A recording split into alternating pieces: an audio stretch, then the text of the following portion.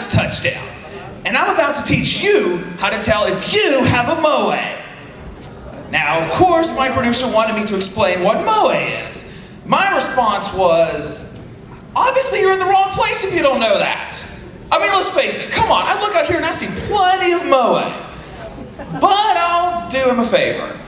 Webster says that moe is an unrequited love for a fictional-based character.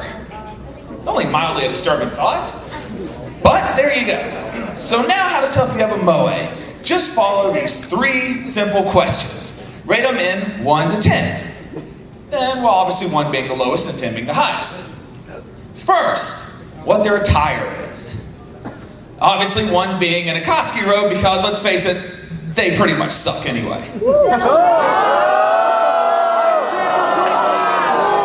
And 10 being a Sailor Scout uniform, because that's pretty hot anyway. Next up, you can tell by their silhouette.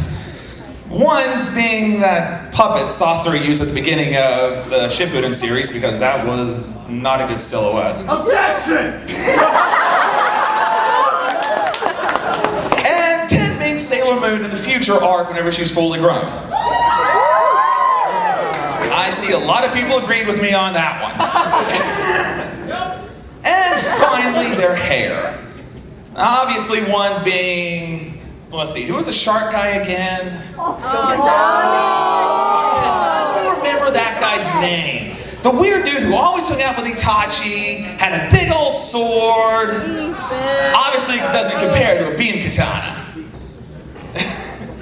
His hair was okay, but moving on. 10 being Wicked Lady, or Teenage Usagi, because that was still pretty good anyway. Obviously in the future arc, Usagi refers to Chibiusa, not actually Usagi, so kind of have a paradox going. Anyway, now ironically, I'm pretty sure whenever I get back, my producer's going to yell at me, "Oh, you're being a pedophile, Sailor Moon's for little kids." Well, what is Naruto then?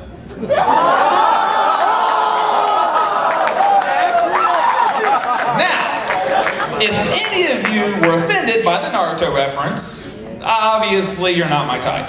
But if you weren't offended and you answered 6 or higher to the others, come meet me after the show. We'll talk later. Thank you and good night.